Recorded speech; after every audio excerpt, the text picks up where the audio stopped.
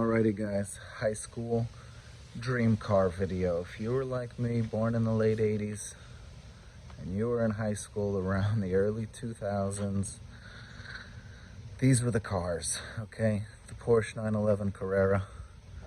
This is a particular Carrera 4, 6-speed, triple black, convertible, 4-wheel drive. What more could you ask for?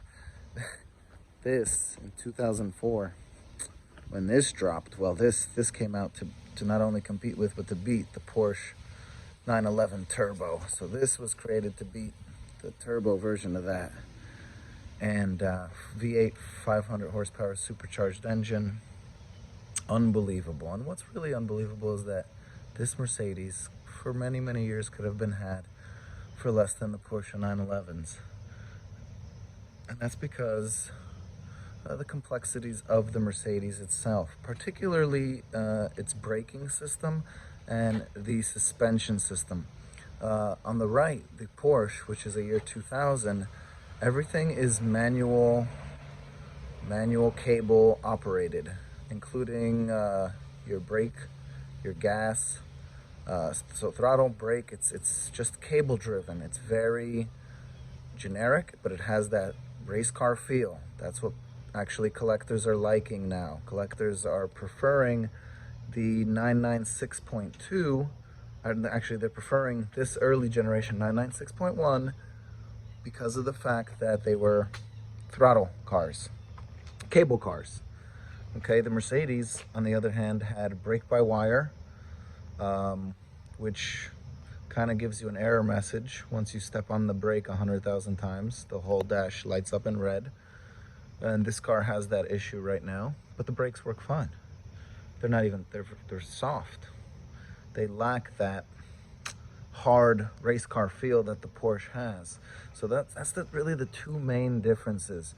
Whereas the Porsche is a driver's car, the Porsche is going to connect you to the road in an incredible way, right? The steering is going to be stiff.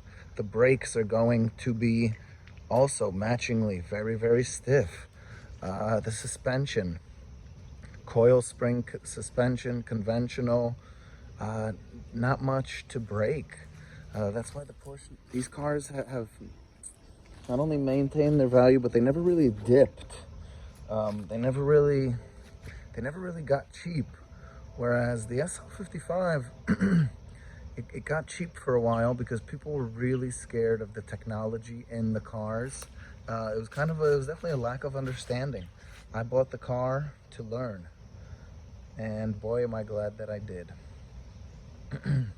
So what have I fixed now that I'm owning both of these cars, right?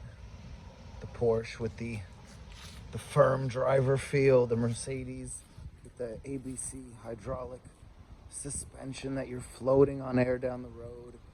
The Mercedes is a highway blaster. It demolishes long stretch of highway. It could also be a Carver. It's a great city car. If you were to tell me that you live in a big city with potholes, well, listen, I'd say, hey, get you one of these. You've got plenty of meat on there to take on bumps. Whereas in the Porsche, I mean, I don't know, especially with this setup, although it does look very pretty, Mercedes is gonna be more comfortable for you. You know, it's definitely more forgiving. This thing, the Porsche is not as forgiving. You have to shift the gears. It's manual. In the city at the lights, you're gonna be struggling. It's not gonna be as comfy, cozy as, I mean, as this. And for the money, guys, for the money, the Mercedes is hands down, hands down, where it's at. The beautiful leather wrap dash. Okay, that's actually a weakness on the Porsche. But here, everything is good. Everything is beautiful. The car presents itself great. I'm missing that panel right there. What I love about this is the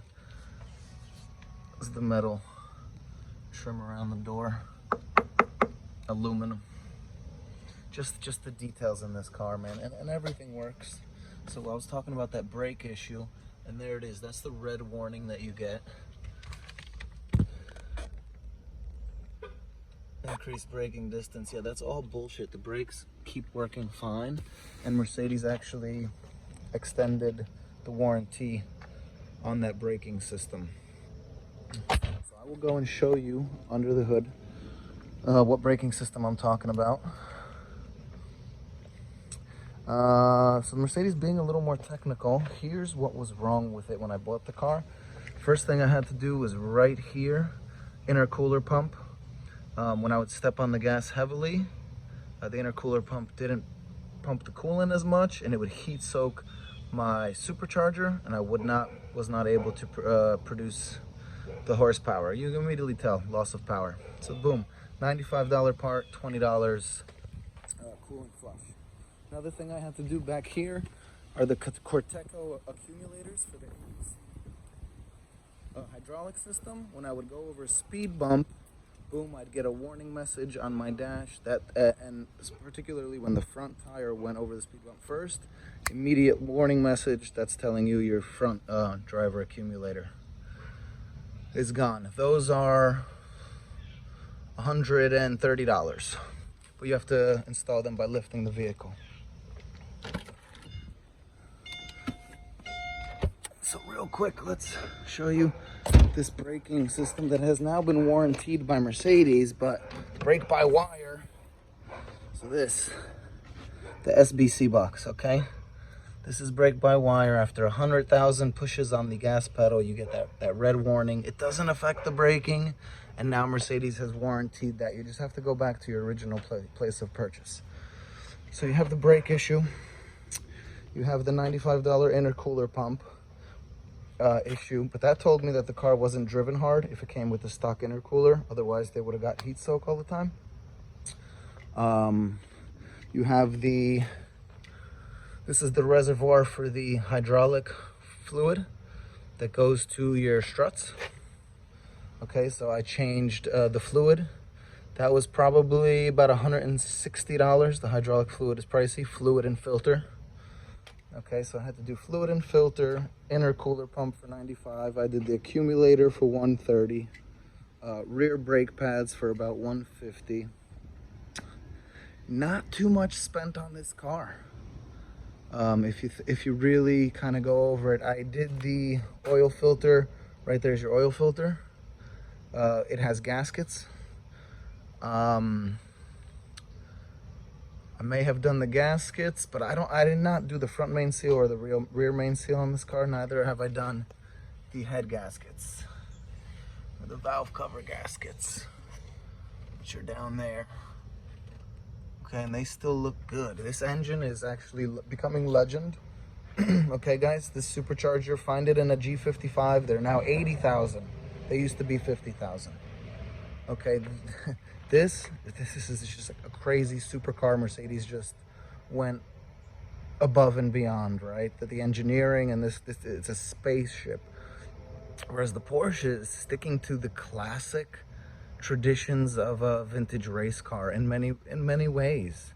The engine's in the back. It's a 3.2 naturally aspirated. It's light, nimble, without much tech. It's a beautiful sports car. The Porsche, it's got the feel, right? It's got the feel that you wanted. Man, you get in here, you rip through those gears. Oh my gosh, it's amazing. They're both, guys, I mean, they're both our dream cars, right? The ideal is to have, ideally we want both of these. But is that a possibility? For a lot of people, no, it's not. I'm very fortunate now to have accumulated both of my childhood high school dream cars. And they're both black, and that is my dream. Porsche could be a turbo, but I'm very happy with what I have.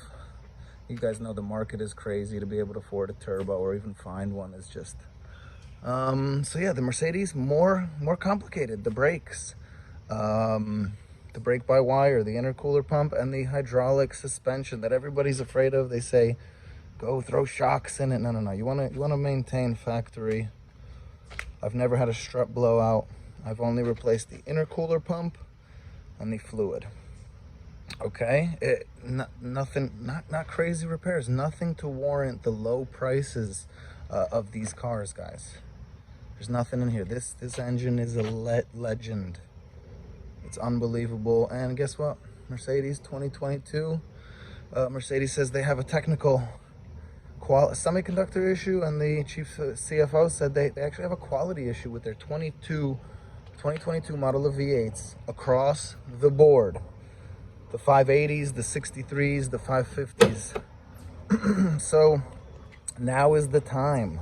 Now is the time for the V8 SL55 to shine and come back into glory. These are hot rod Benzes with a true 5.5 liter. Okay, big displacement.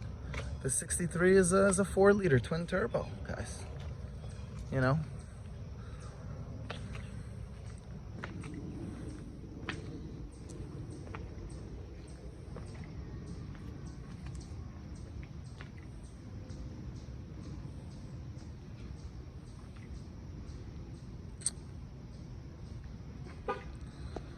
so yeah, guys, thanks for watching. I'm trying to think if there's anything else I could tell you.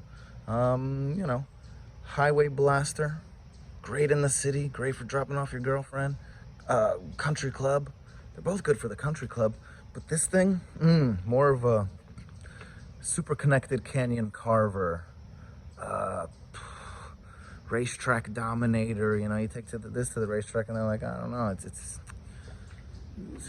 it's too heavy. It doesn't have the race feel, right, for a tight, sharp track. Whereas the Porsche is gonna do good, tight, sharp, ripping through the gears, high in the revs. This little Porsche engine loves to be high in the revs. That's amazing. But anyway, guys, I hope you guys enjoyed my little explanation of my two beauties here. Yeah. By the way, the Porsche is for sale in North Jersey, asking $21,996. Okay, guys. Although I hate to sell it, I might even keep it. They're going up in value. They went up 40% last year, so. All right, guys. I hope you guys liked the video. Subscribe to my channel. My next video is going to be talking about the values of this and that AMG back there, which is the ML63. We're going to be talking about why those values are going to be increasing dramatically lately. Okay, guys. If you like this video, check out my other ones and submit. Click subscribe, and I'll see you guys on the flip side. Thank you.